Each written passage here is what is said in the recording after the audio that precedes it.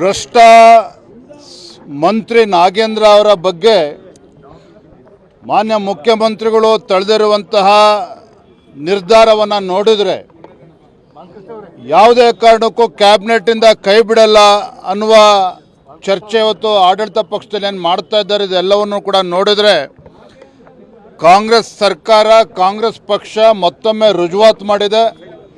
ಈ ಕಾಂಗ್ರೆಸ್ ಸರ್ಕಾರ ಇರುವುದೇ ಭ್ರಷ್ಟರಿಗಾಗಿರ್ತಕ್ಕಂಥ ಈ ಕಾಂಗ್ರೆಸ್ ಸರ್ಕಾರ, ಜನರಿಂದ ಜನರಿಗಾಗಿ ಜನರಿಗೋಸ್ಕರ ಇರ್ತಕ್ಕಂಥ ಕಾಂಗ್ರೆಸ್ ಸರ್ಕಾರ ಅಲ್ಲ. ಭ್ರಷ್ಟಾಚಾರಿಗಳನ್ನು ರಕ್ಷಣೆ ಮಾಡೋದಕ್ಕೋಸ್ಕರ, ಭ್ರಷ್ಟರಿಂದ ಭ್ರಷ್ಟಾಚಾರಿಗೋಸ್ಕರ ಇರ್ತಕ್ಕಂಥ ಕಾಂಗ್ರೆಸ್ ಸರ್ಕಾರ ಅನ್ನೋದನ್ನು ಹೇಳೋದಕ್ಕೆ ಇಚ್ಛಪಡ್ತೇನೆ.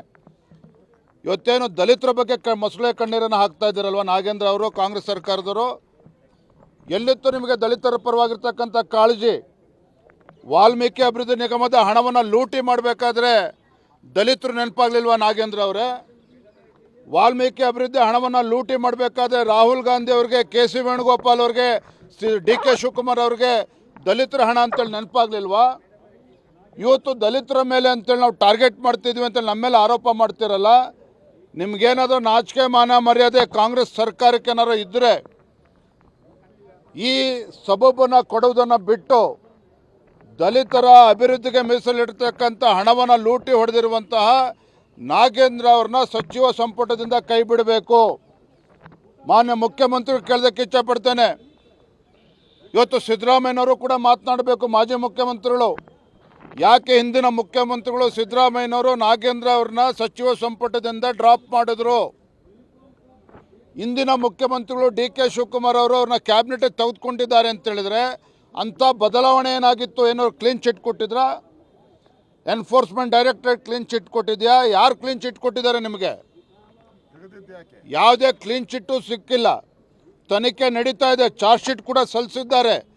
ಇವತ್ತು ನಾಗೇಂದ್ರ ಅವರನ್ನು ಒಬ್ಬ ಭ್ರಷ್ಟನನ್ನು ಮತ್ತೆ ಸಚಿವ ಸಂಪುಟಕ್ಕೆ ಸೇರಿಸ್ಕೊಂಡು ರಾಜ್ಯದಲ್ಲಿನ ದಲಿತ ಸಮುದಾಯಕ್ಕೆ ಮೋಸ ಮಾಡಿದ್ದೀರಿ, ವಂಚನೆ ಮಾಡಿದ್ದೀರಿ ಅಂತ ಹೇಳಿ ಈ ಸಂದರ್ಭ ಹೇಳೋದಕ್ಕೆ ಇಚ್ಛಪಡ್ತೇನೆ. ಈಗಲೂ ಹೇಳ್ತೇನೆ, ಮಾನ್ಯ ಮುಖ್ಯಮಂತ್ರಿಗಳೇ, ನಿಮ್ಗೇನಾದರೂ ರಾಜ್ಯದ ಜ್ವಲಂತ ಸಮಸ್ಯೆಗಳ ಬಗ್ಗೆ ಚರ್ಚೆ ಆಗಬೇಕು ಅಂತ ಹೇಳಿದ್ರೆ, ರೈತರ ವಿಚಾರ ಆಗಲಿ, ಬರ, ವಿದ್ಯಾರ್ಥಿಗಳ ವಿಚಾರ ಇವೆಲ್ಲವೂ ಕೂಡ ಚರ್ಚೆ ಆಗಬೇಕು ಅಂತ ಹೇಳಿದ್ರೆ ಇವತ್ತು ನೀವು ಮನ್ಸು ಮಾಡಿದ್ರೆ 24 ಗಂಟೆಯಲ್ಲಿ ನೀವು ಸಚಿವನನ್ನು ಕ್ಯಾಬಿನೆಟ್ಟಿಂದ ಕೈ ಬಿಡ್ಬೋದು ನಾಗೇಂದ್ರ ಅವ್ರನ್ನ. ಅದನ್ನು ಮಾಡೋದನ್ನು ಬಿಟ್ಟು ನೀವು ಕೂಡ ಇವತ್ತು ಬೀದಿಗಿಳಿದು ಪ್ರತಿಭಟನೆ ಮಾಡೋದಕ್ಕೆ ಹೊರಟಿದ್ದೀರ. ರಾಜ್ಯದ ಜನ ಎಲ್ಲವನ್ನೂ ಕೂಡ ಗಮನಿಸ್ತಾ ಇದ್ದಾರೆ. ಈ ಕಾಂಗ್ರೆಸ್ ಸರ್ಕಾರ ಭ್ರಷ್ಟಾಚಾರವನ್ನು, ಸಚಿವರ ಭ್ರಷ್ಟಾಚಾರಿತನವನ್ನು ಎಲ್ಲವನ್ನೂ ಕೂಡ ಗಮನಿಸ್ತಾ ಇದ್ದಾರೆ. ಮಾನ ಮರ್ಯಾದೆ ಏನಾರು ಇದ್ದರೆ ದಯವಿಟ್ಟು ಅವನನ್ನು ನಾಗೇಂದ್ರನ ಕೈ ಬಿಡಬೇಕು. ಅದು ಒಂದು ಮಾತು ಹೇಳ್ತಾನೆ, ಇನ್ನೇನು ಸದನ ಮುಗಿತದೆ, ಇದರಿಂದ ಪಾರಾಗ್ತೇವೆ ಅನ್ನೋ ಭ್ರಮೆನಲ್ಲಿ ಇವತ್ತು ಕಾಂಗ್ರೆಸ್ ಸರ್ಕಾರ, ಮುಖ್ಯಮಂತ್ರಿಗಳು ಏನಾರು ಇದ್ದರೆ ಅದು ಖಂಡಿತ ಸಾಧ್ಯ ಅಲ್ಲ. ಈ ಹೋರಾಟ ಸದನದ ಒಳಗಡೆನೂ ಕೂಡ ನಡೀತಾ ಇದೆ. ರಾಜ್ಯದಲ್ಲಿ ಎಲ್ಲ ಜಿಲ್ಲೆಗಳಲ್ಲೂ ಕೂಡ ನಮ್ಮ ಹೋರಾಟ ನಡೀತಾ ಇದೆ. ಸದನ ಮುಗಿದ ನಂತರನೂ ಕೂಡ ನಮ್ಮ ಹೋರಾಟ ರಾಜ್ಯದಲ್ಲಿ ಮುಂದುವರಿತಾ ಇದೆ.